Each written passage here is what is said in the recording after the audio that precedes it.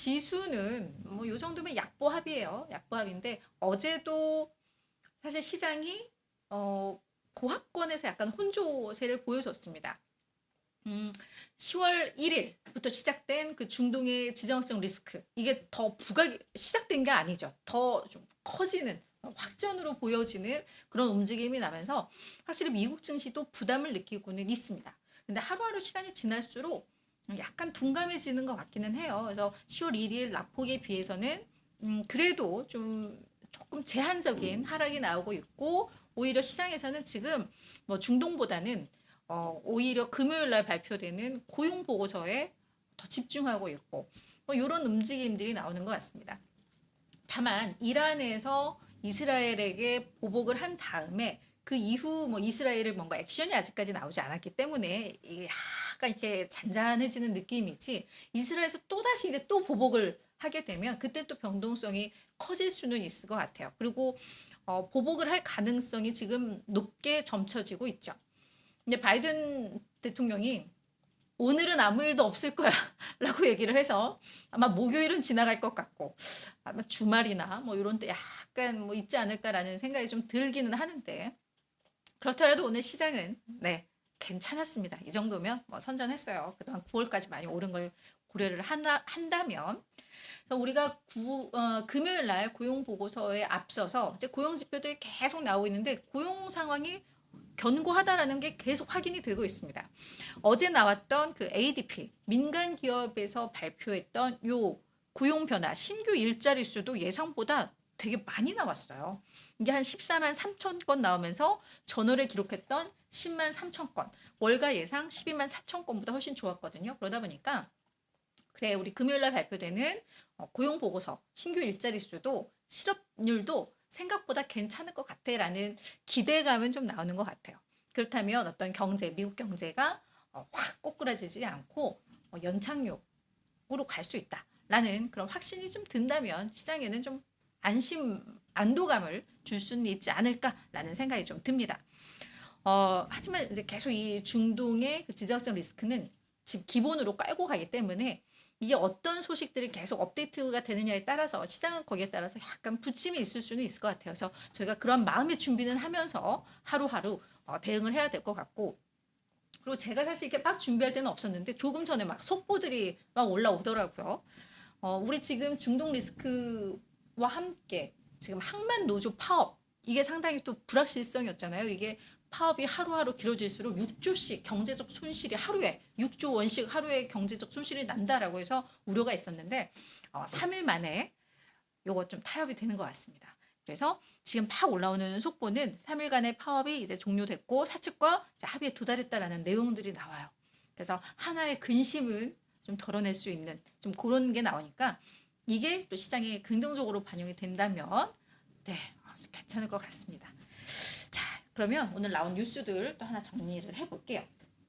먼저 국제유가는 뭐 중동 리스크 때문에 오늘도 5.3% 급등했습니다. 지금 계속해서 상승 행진 이어가고 있는 그런 상황인데, 아무래도 이스라엘이 그 이란에 대해서 또다시 보복 공격을 할 가능성이 높아요. 그래서 오늘 아침에 미국 시장 기준으로 바이든 대통령한테 아마 기자들이 질문을 한 것 같아요. 이스라엘이 이란을 공격하는 데 대해서 뭐 우리가 그거를 지지를 하느냐? 미국 당국에서는 그거를 지지를 하느냐? 이런 질문에 대해서 조 바이든 대통령은 관련해서 지금 논의 중이다. 뭔가 있을 거라는 얘기예요. 그죠? 뭐 논의 중이다라고 하면서, 하지만 오늘은 아무 일도 없을 거야. 뭐 이런 멘트를 했는데, 오늘은이니까 뭐 조만간 나올 수도 있을 것 같아요. 그래서 국제유가는 급등하고 있고, 특히 이스라엘이 아마도 이란의 요 석유 단지, 석유 산업 이쪽을 공격할 거다라는 얘기가 나오면서 계속 국제유가는 부담을 느끼고 있는 그런 상황입니다. 그래서 오늘 뭐 이런 이슈로 정리가 될 것 같고요. 자, 오늘도 고용 지표가 좀 나왔죠. 주간 신규 실업수당 청구 건수 이거는 전주 또는 시장의 예상보다는 조금 더 높게 나오기는 했어요. 근데 절대적인 수치 자체가 뭐 충격적일 만큼 높지는 않아요. 그죠? 그래서 그런 면에 있어서 요 이슈는 오늘 잘 소화를 해냈고요. 그 다음 서비스업 경기를 알 수 있는 지표 두 개가 오늘 동시에 나왔습니다.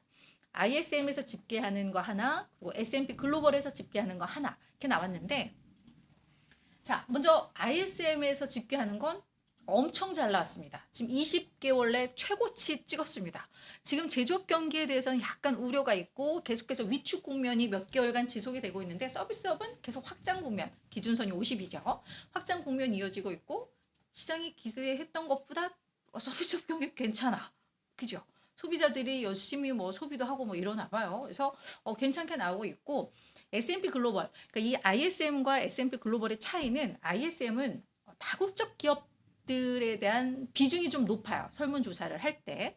그래서 약간 큰 기업들을 중심으로 조사를 한 거고 S&P 글로벌은 미국 내에서 서비스를 하는 기업 중심, 약간 중소기업들이 좀 많고 그래요. 그래서 그런 차이는 있는데 그래도 뭐 둘 다 기준선 위에서 확장 국면을 이어가고 있다는 거 확인이 되고 있고 다만 S&P 글로벌에서 집계하는 저 수치는 전월이라던가 월가 예상보다는 그래요. 조금은 낮게 나왔지만 괜찮죠, 저 정도면. 네, 그래서 오늘 경제 지표들은 시장에 큰 충격을 주지는 않았다. 저 정도면 괜찮다. 여기에 금요일 고용 보고서까지 괜찮으면 미국 경제에 대한 우려는 조금 더 덜어낼 수 있겠다. 이런 게 확인이 된 것 같습니다. 자, 이 밖에 또 재미있는이 아니라 흥미로운 보고서 하나가 좀 나와서 갖고 나왔는데 앞에가 잘리네요, 피디님?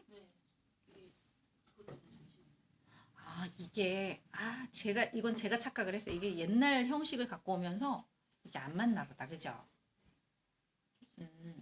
제가 어떻게 말로 잘 표현을 해볼게요. BCA, 요건 제가 잘못한 거예요. 네.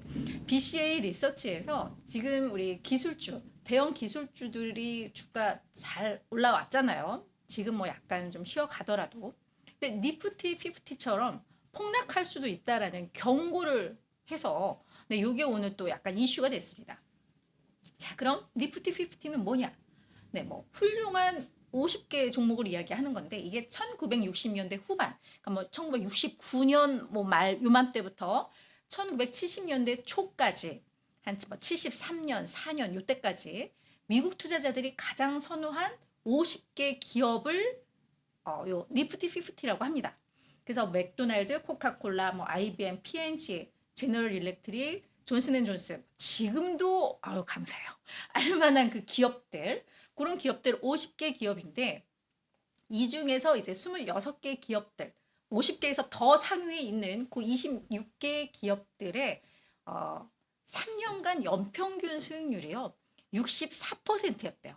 그러니까 3년 총이 아니라 연간 63%씩 그렇게 한 3년간 이어졌었다고 합니다. 그러니까 69년 말부터 해서 한 73년 이때까지.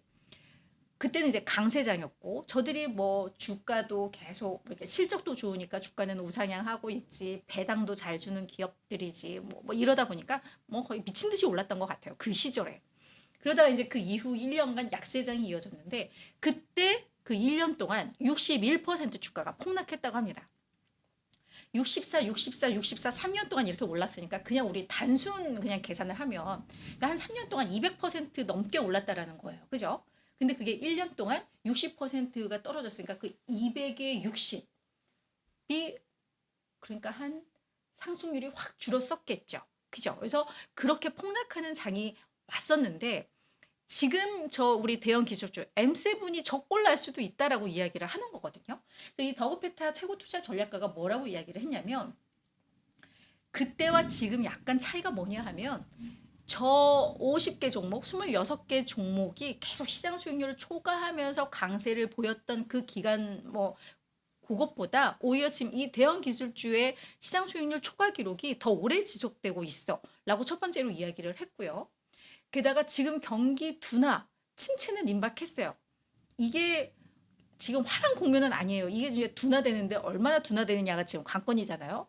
그래서 결국은 경기 침체가 임박한 거죠. 결국은 이게 어느 정도 속도냐의 문제지만 근데 이익 성장에 대한 기대치는 점점 더 높아지고 있어. 그죠? 그러니까 뭔가 이제 부담스러운 국면이 되고 있다는 거예요. 그러면서 투자자들이 소수의 이런 성장 주식과 미래 이익 전망에 지나치게 매료됐을 때 저 과거의 역사가 반복된다는 게 적용이 되더라. 그래서 불안하다라는 이야기입니다. 그래서 지금 저런 사례들을 봤을 때 그때와 똑같지 않을 수도 있겠지만 뭔가 저 앞서서 이야기했던 특정한 소수의 종목에 너무 많이 이렇게 되어 있을 때는 저게 반복될 수 있으니까 지금은 방어적인 투자가 맞겠다라고 조언을 한 거예요.